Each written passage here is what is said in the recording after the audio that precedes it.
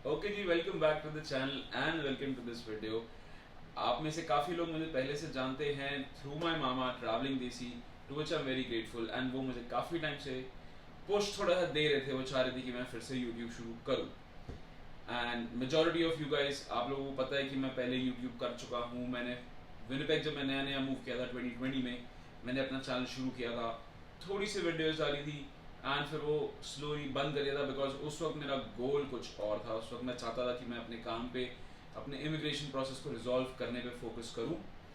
Now अब मेरा status PR हो गया है, मैं कनाडा का पीआर हूँ, परमानेंट रेजिडेंट बनने हैं। तो पहले भी जब मैंने वीडियोस बनाना बंद कर दिया था, जो कि तकरीबन 2.5 साल पहले की बात है, उसका प्राइमरी रीजन ये था तब कोविड पीक पे होता था और रिस्ट्रिक्शंस बहुत होती थी, तो कोई बंदा बाहर निकल के कुछ ढंग से कर नहीं पाता था। एंड सेकेंडरी रीजन उसका ये था कि तब मेरा फ्रेंड सर्कल भी इतना नहीं था।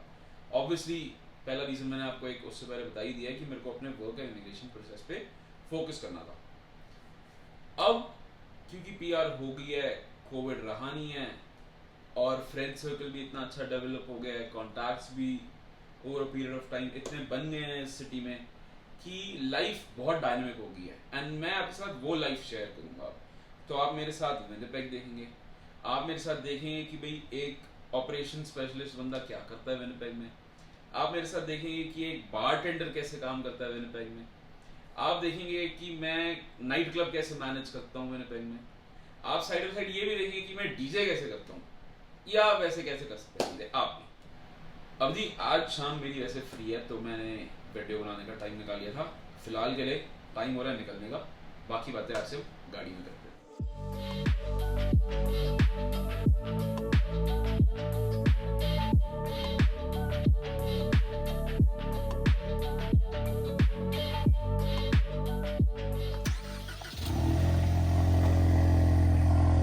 नई गाड़ी लिया थी, आवाज़ तो आपको सुनानी थी उसकी।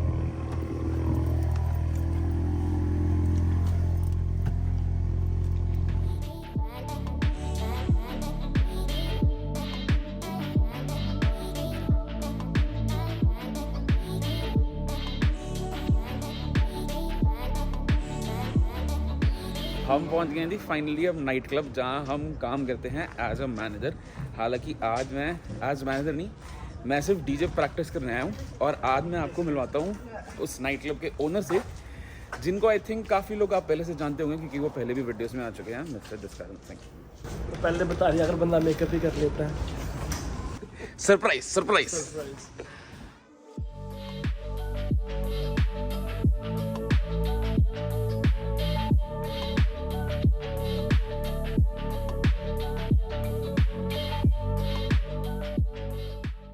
हम आ गए हैं अब फाइनली क्लब अपना थोड़ी देर डीजे प्रैक्टिस करने एक नए जॉनर ऑफ सॉन्ग्स पे। एंड अब मैं आपको बताता हूँ कि मैंने ये क्लब वाला एनवायरनमेंट कब ज्वाइन किया एंड कैसे ज्वाइन किया। तो आप जसकरण पाजी से नीचे मिले। जसकरण पाजी वॉज माई फर्स्ट लैंडलॉर्ड जब मैं विनिपेग लैंड किया था एंड मैं उनके घर तकरीबन 1 साल के रहता था। उसके बाद अब मेरे को उनके घर से मूव आउट करे हुए अराउंड 2.25 साल हो गए हैं। उसके बाद मैं अपने फ्रेंड्स के साथ मूव कर गया था एक बड़े घर में। बट जो 1 साल में उनके साथ रहा था उस वक्त हमारा एक थोड़ा Elder brother younger brother type relation develop हो गया था और एक म्यूचुअल ट्रस्ट डेवलप हो गया था कि मेरे मूव आउट होने के बाद भी मैं उनसे मिलता था, उनकी फैमिली से भी मिलता था। इनफैक्ट उनकी डॉटर्स मेरे नीसेस जैसी हैं, जैसी नहीं है एक्चुअली। तो एक दिन उनका मेरे को फ़ोन आया कि भाई वो अपने किसी फ्रेंड के साथ, एक बिजनेस पार्टनर के साथ नाइट क्लब या लाउंज खोल रहे हैं and he needed someone to look after this place with him, थोड़ा ऐसे साथ बैठ के काम करना और चीज़ें देखना। तो till that point in time मैं वैसे ज़्यादा पार्टी करता नहीं था, मैं नाइट क्लब्स नहीं जाता था ज़्यादातर। मेरे को नाइट क्लब्स के बारे में कोई नॉलेज नहीं था, मेरे को बार टेंडिंग के बारे में कोई नॉलेज नहीं थी, अल्कोहल के बारे में मेरे को थोड़ी लिमिटेड नॉलेज थी, डीजेइंग के बारे में मेरे को कुछ भी नहीं पता था। वो सब कुछ यहाँ पे आके शुरू हुआ, मैं यहाँ से सीखा। एंड अब मैं as an independent organiser slash promoter events भी ऑर्गेनाइज करता हूँ, देसी नाइट्स या Punjabi Bollywood nights. DJ as a hobby भी करता हूँ, कोई बाहर का गिग मिलता है तो डेफिनेटली, नहीं तो अपने इवेंट्स पे तो मैं डेफिनेटली करता हूँ।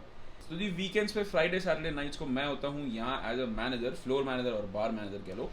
मेरा मेन काम होता है to stay behind the bar, to keep an eye on everyone including bartenders and customers, to make sure we have enough change, enough cash on all bars.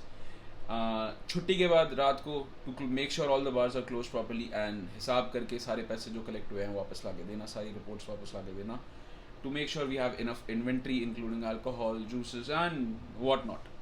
आज फिलहाल के लिए संडे नाइट है, मेरा काम नहीं है, मैं आज सिर्फ डीजे प्रैक्टिस करूँगा. विदाउट वेस्टिंग टाइम अब सेटअप करते हैं अपना लैपटॉप और बजाते हैं थोड़े गाने.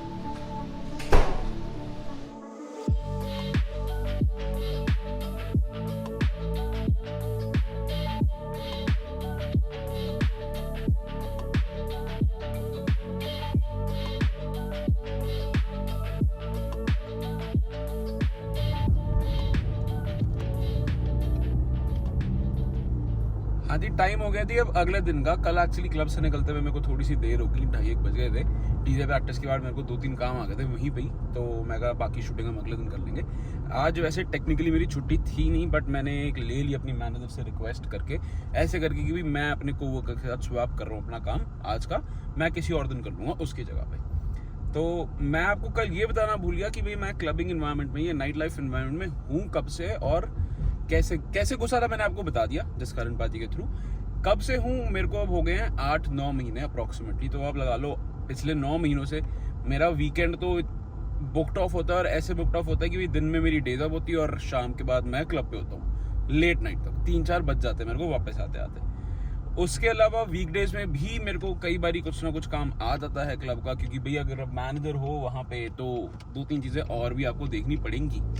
फिलहाल के लिए अब मैं निकला हूँ घर से. मैं पहले पकड़ूंगा एक टिम हॉर्टन से कॉफ़ी क्योंकि बहुत ज़रूरत है.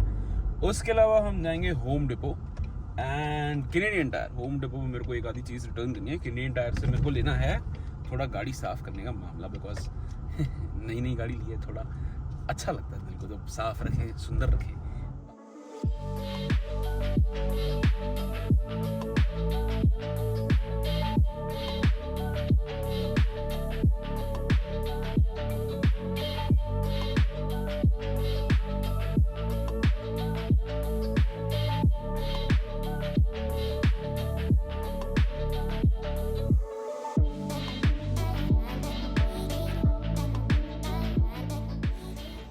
अब होम डिपो जी मुझे इसलिए आना था क्योंकि मैं लेके गया था यहाँ से एक बड़ी महंगी $50 की एक्सटेंशन, जो मेरे को ज़रूरत पड़नी थी एक डीजे के गिग पे.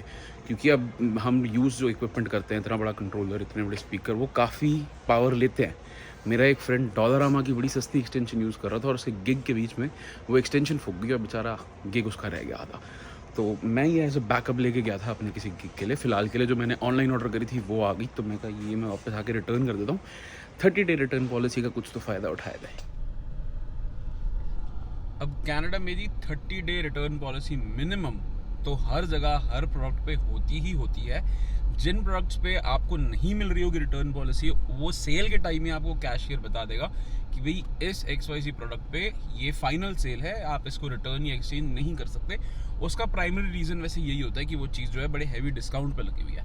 फिलहाल के लिए होम डिपो पे थी no questions asked return policy, मतलब वो आपसे कोई सवाल नहीं करेंगे कि भाई आप क्यों रिटर्न कर रहे हो. वो बस इतना पूछेंगे कि भाई ये प्रोडक्ट चलता है या नहीं चलता. हमने बता दिया चलता है, उन्होंने बोला ओके लाइए, पैसे वापस ले जाइए. अब चलते हैं कैनेडियन टायर की तरफ.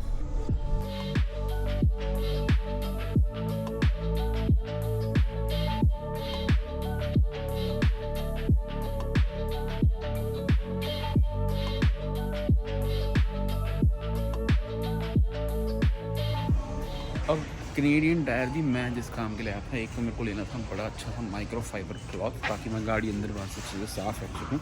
मेरे पास ऑलरेडी इसकी टायर क्लीनिंग फोम एंड एक ऑल पर्पस क्लीनर पड़ा ही है. मैंने जो दूसरी चीज़ लेनी थी वो थी कारपेट एंड अपहोल्स्ट्री क्लीनर इस ब्रश के साथ, ताकि जो है अपनी सीटें और मैट्स वगैरह भी मेंटेन करके रख सकें. अब मेरी ये गाड़ी लेने पे मेरे को कई मेरे दोस्त कह रहे थे कि भैया आप इसमें थोड़े पैसे लगाओ, अपने आफ्टर मार्केट बढ़िया अलॉयज़ लगवा लो, थोड़ा हैवी सब वूफर एंड एम्पलीफायर लगवा लो ताकि धूम धूम आवाज़ बजते रहे.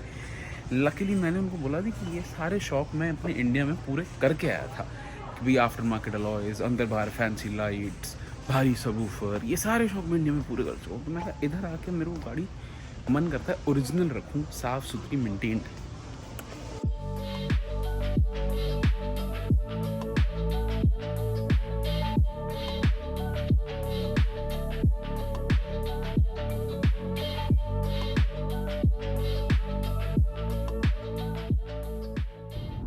आप ये देख रहे होंगे जी, बोर्ड पे लिखा था 30 की स्पीड लिमिट, और मैं चल रहा हूँ 45-50 के आसपास, क्योंकि समर वेकेशन का टाइम चल रहा है। ये स्पीड लिमिट जो है जुलाई और अगस्त में वैलिड नहीं होती, एप्लीकेबल नहीं होती, क्योंकि स्कूल्स ही बंद है। हालांकि मेरे को तो पहली स्पीडिंग टिकट आई थी वो इसी सड़क पे आई थी जनवरी 3 के टाइम पे, क्योंकि तब विंटर वेकेशन चल रही थी स्कूल्स की, और I was under the impression कि बेसिक स्कूल बंद हैं, टिकट नहीं आएगी। बट खैर क्या ही कर सकते हैं, वो मैंने चलो वे ऑफ करवा ली थी जज से मिसअंडरस्टैंडिंग बोल के, और वो उन्होंने कर भी दी थी।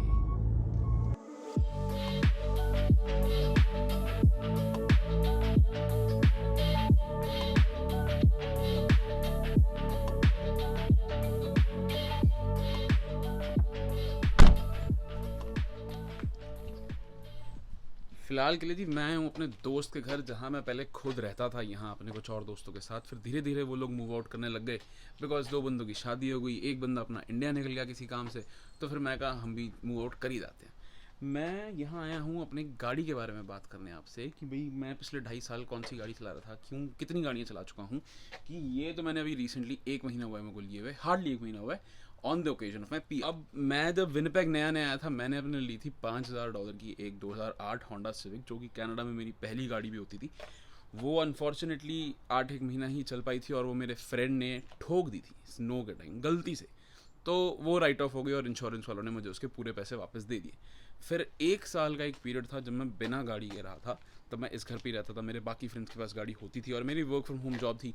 तो मैंने सोचा कि भाई गाड़ी नहीं लेते, थोड़ा पैसा बचा लेते हैं, घर के काम जो बाहर के काम होंगे वो दोस्तों के साथ अपने निपटा लिया करेंगे, घूमना फिरना चलता रहता था। उसके बाद मैंने अपने लिए ली एक 2016 होंडा सिविक, जो कि बड़ी अच्छी चली, मैंने कुछ 8-9 महीने ही चलाया उसे।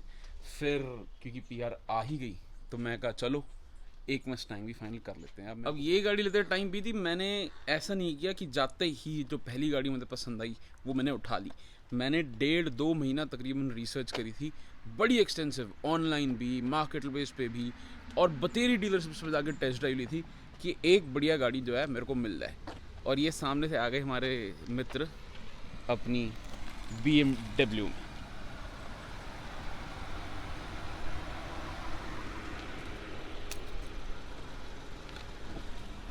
ऑडी किधर है तेरी? गराज। ओला तू BMW भी ले ली, एक्यूरा भी ले ली? छड्डी है ब्रो को गड्डी। ओ बेटे आ जाओ। ये आ गए थी हमारे फ्रेंड मिस्टर अमितेश्वर, जो हैं यूनिवर्सिटी ऑफ मैनिटोबा में कंप्यूटर साइंस के स्टूडेंट। हाँ जी। कंप्यूटर साइंस मैं भी करके आया था यार, 4th ईयर, लास्ट ईयर। कैसे चल रही है? होपफुली चल कर लेगा पूरी? उम्मीद तो है, मन लगा हुआ है? मन तो लगा, तभी मेरा मन तो खैर सेकंड ईयर में पूरा हो गया था, बट मैं कहा चलो अब टू लेट हो गया था। तक के नाल ही है हुण भी। चलो नहीं सही है। बाकी जैसे अब मैंने मस्टैंग का आपको बताया, मस्टैंग मैंने लिया है खैर एक्सटेंसिव रिसर्च करने के बाद भी। उसके अलावा भी मैंने 2-3 चीज़ें और करनी है, उसमें और 2-3 काम करवाने हैं, वो मैं इसी बंदे के साथ करूँगा, क्योंकि ये इसको बड़ी नॉलेज है गाड़ियों की। जैसे आप पीछे एक्यूरा देख सकते हैं, इसने अपने लिए लिया है एज अ प्रोजेक्ट कार, ये इसको अंदर बाहर से बना के बेचेंगे। तो मैं कहा ठीक है, फिर ये आप हमारी हेल्प भी कर दोगे थोड़ी मस्टैंग में? ब्रो मैं तो पहले दिन तो कह रहे हैं, मैं फिर वेट कर रहा था ना, थोड़ा कंटेंट नहीं डेफिनेटली, तो वो करेंगे। फिलहाल के लिए अब हम निकलेंगे घर की तरफ। हमारा आज की वीडियो जो है पूरी हो गई है। अगर आपको अच्छी लगी हो तो please like, comment and share कर दीजिएगा, एंड सब्सक्राइब बटन दबाना ना भूलें, ताकि हम आगे भी वीडियोस डालते रहे, आपको विनिपेग की लाइफ दिखाते रहे, एंड आप उसके साथ हमारे साथ एंजॉय करें।